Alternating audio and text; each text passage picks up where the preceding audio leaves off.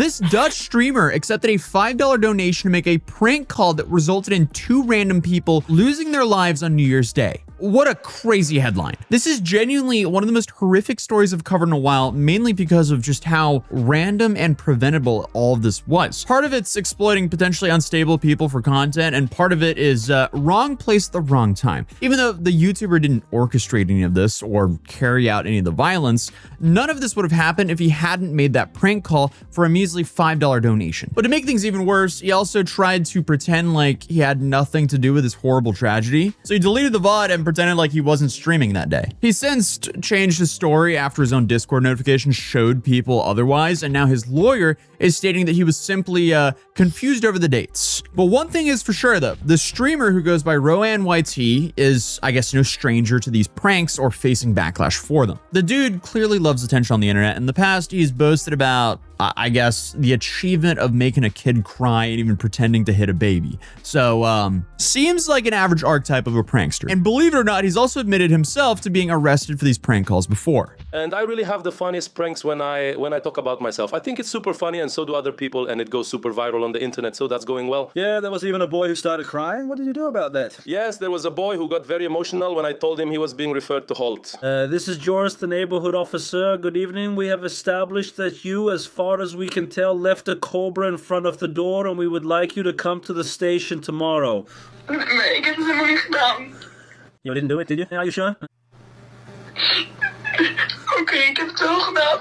That is quite enough now, boy. That is enough. I mean it? Enough. You need to take it easy. Just take it easy. Easy now. Just stay easy, boy.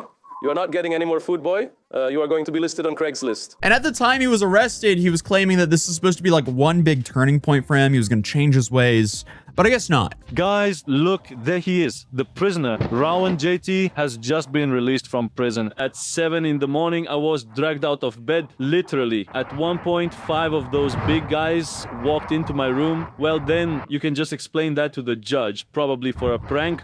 You know that threat? That's what I was being suspected of. He says to me, yeah, I know that's what it's about, and you probably shouldn't sleep tonight. Because on January 1st, 2026, he made a prank call that ended up resulting in 2 fatal consequences for 2 teenagers who were supposedly on their way to McDonald's when a random man opened fire on the group. No more pranks, boys. I actually signed something saying I'm not allowed to do that anymore. And I know you're probably thinking, wait a second, like, what does this have anything to do with a prank call? How did this even happen? Well, Rowan apparently had this whole gimmick where viewers could donate and nominate someone for him to prank call on a stream for content. Now, obviously, this sounds like a recipe for disaster, but I guess people like this because they can use this guy as a vessel to prank their friends or people they know. And I've started live streaming various concepts, including, you know, prank calls. So people are able to donate their phone numbers, and then you go ahead and call all those numbers.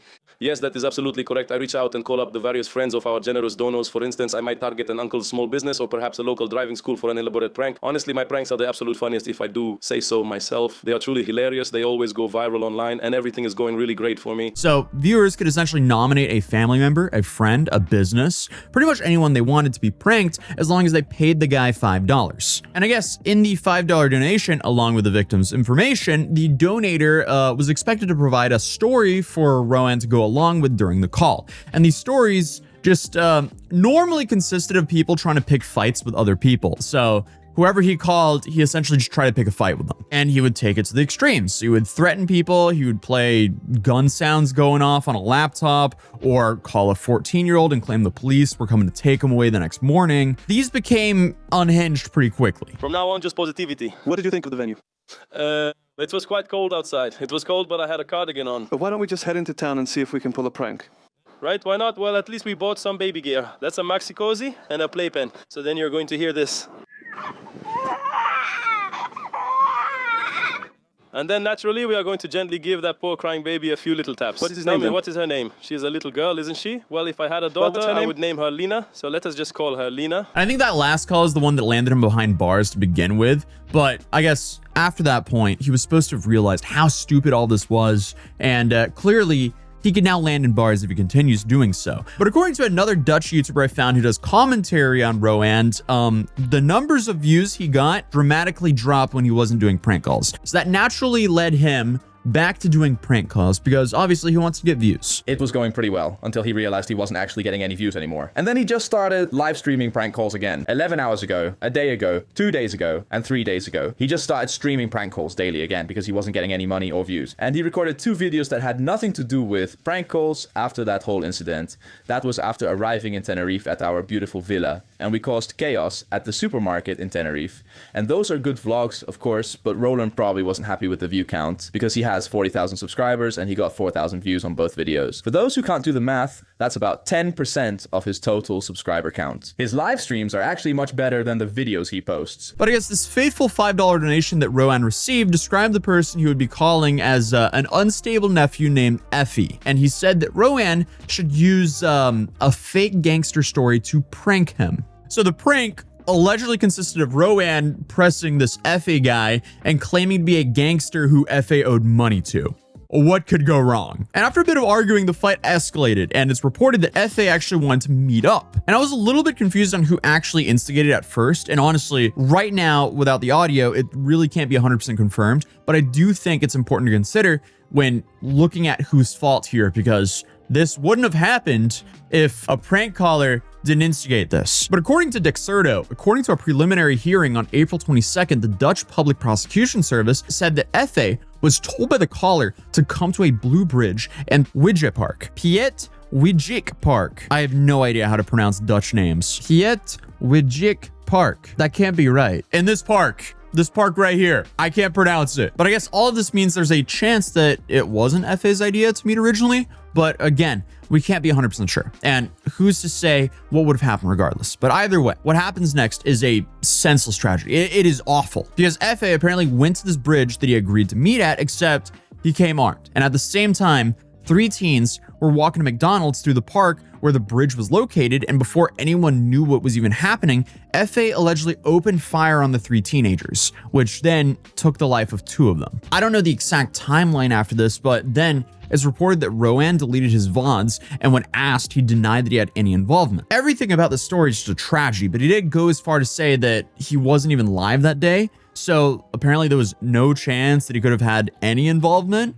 Impossible even. Like, come on, dude. This is also going to be really interesting to see what happens with this case, because I don't know how this would be handled in the US, and I definitely don't know how this would be handled in Europe. I mean, there's no way this prankster ever thought in a million years that something like this would happen. Now, obviously, there is a massive risk when it comes to prank calling, and there's especially a massive risk when it comes to prank calling unstable people, especially when you're warned ahead of time that this is an unstable person. But again, unfortunately for him, even though he claimed, I wasn't live that day, the internet, you know, it's forever. And obviously people were able to connect the dots. Plus, his Discord notifications told a very different story than what he was saying. So obviously it is not a great look to have going live to do prank calls as a Discord notification when he was claiming, I didn't stream that day. What are you talking about? I mean, hey, I'm no expert, but this kind of sounds like hiding evidence. But anyway, Rowan's statement changed on the April 24th when RTL News reported through his lawyer, Gerald Rotoff, that the denial was basically based on incorrect information about the date. Rotoff said that Rowan now retracts that statement and regrets the confusion. And obviously, I'm not going to sit here and speculate, but you know, it's a little convenient to just forget the date that this all happened, but who knows? Currently though, Rowan is being viewed as a witness rather than a suspect, with his lawyer arguing it cannot be concluded that the prank itself caused what happened. And again, to be fair, I don't think anyone could have ever expected something like this to happen, but still, the dude indirectly got 2 teenagers' lives taken by doing that, by instigating this dude to do this. This is just such a tragedy. But regardless, I don't even know what the desired outcome was here. Did whoever donated know that this person might be gang affiliated? So maybe the person who donated set the streamer up to do something really stupid, which obviously he does over and over again, but obviously pushing the prank so far that they have to meet up in public, nothing good could ever happen from that. Especially when the context of the whole prank is, hey, you owe someone very dangerous a whole bunch of money.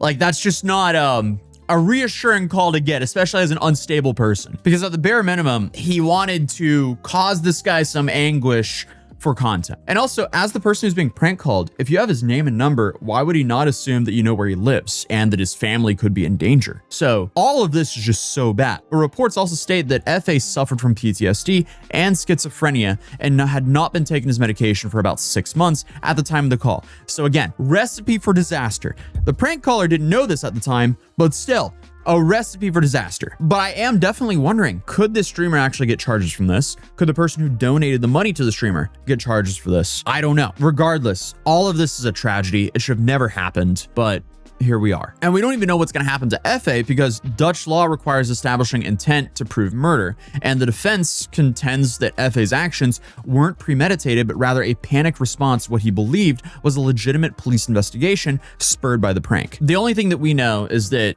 2 teenagers are not here because of a prank. A preliminary hearing has been scheduled for July 8th, so we'll likely have a lot more information then. But until then, I'll see you guys in the next video. Peace.